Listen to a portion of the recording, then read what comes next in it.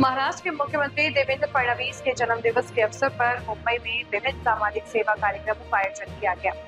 इसी क्रम में वार्ड क्रमांक 8 की नगर सेविका योगिता पाटिल के नेतृत्व में रक्तदान शिविर एवं निःशुल्क ब्रेस्ट कैंसर स्क्रीनिंग शिविर का आयोजन किया गया, जिसमें बड़ी संख्या में नागरिकों ने भाग लिया।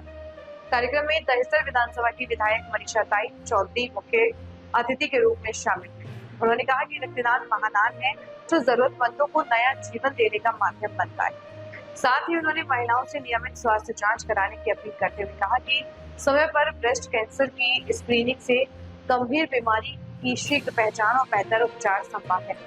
शिविर में बड़ी संख्या में लोगों ने स्वेच्छा से रक्तदान किया, जबकि महिलाओं ने निःशुल्क ब्रेस्ट कैंसर स्क्रीनिंग का लाभ उठाया।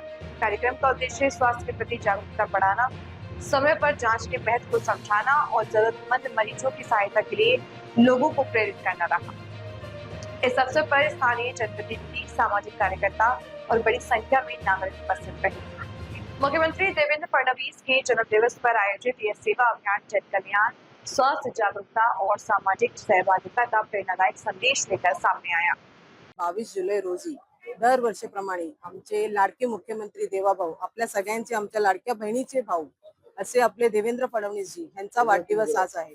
आणि या वाढदिवसानिमित्त आपल्या पूर्ण मुंबईत भारतीय जनता पार्टीच्या वतीने ठिकठिकाणी आपण महिलांसाठी प्री ब्रेस्ट कॅन्सर कॅम्पचा एक स्क्रीनिंगचा कॅम्प ठेवलाय। तसंच आपण तहसीलदारचे सगळे उत्पन्नाच्या दाखल्यापासून आधार कार्ड पासून रॅशन कार्ड असू दे किंवा डॉमिसाईल असू दे किंवा असे बरेचसे तहसीलदारच्या वतीने आपण एक हा कार्यक्रम ठेवलाय। तसंच आमचं दुसरं आपलं ब्लड डोनेशन, रक्तदान हे श्रेष्ठ दान म्हणून आपण तर आजचा हा उपक्रम आम्ही आज 3 कार्यक्रम माझ्या वॉर्ड क्रमांक 8 मध्ये आपल्या आमदार मनीषाताईंच्या मार्गदर्शनाखाली ठेवलेला आहे आणि त्यांच्या नेतृत्वाखाली ठेवलेला आहे। आज पाऊस पण येत आहे, लोक जास्त म्हणतात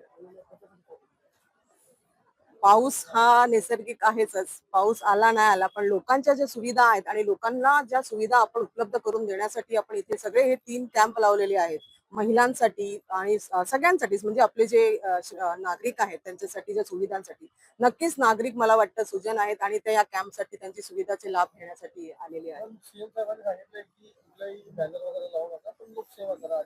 हो, बरोबर आहे। दरवर्षाप्रमाणे सीएम साहेबांचं असंच म्हणणं आहे की तुम्ही कुठलाही होर्डिंग किंवा बॅनर लावू नका, आपण लोकांसाठी जी सेवा करतो, लोकांना काय आपण सुविधा देतो, खालच्या गटातील म्हणजे श्रेणीला जे आपल्या सुविधा आहेत त्या कशा पोहोचू शकतो, महिलांसाठी आपण काय करू शकतो, जे ज्येष्ठ नागरिक आहेत त्यांना आपण काय करू शकतो, म्हणजे ओव्हरऑल आपले जे मतदार आहेत किंवा आपले जे महाराष्ट्राचे लोक आहेत त्यांच्यासाठी आपण काय सुविधा पोहोचू, त्यांच्या काय योजना आहेत त्यांच्यापर्यंत आपण कसं पोहोचू शकतो, त्या योजनांचं सुद्धा शिबिर आज येथे लावलेलं आहे। बचत गटापासून ते महिलांच्या आपल्या ब्रेस्ट कॅन्सर कॅम्प पासून सगळ्या आपण आज इथे घेतलेल्या आहेत।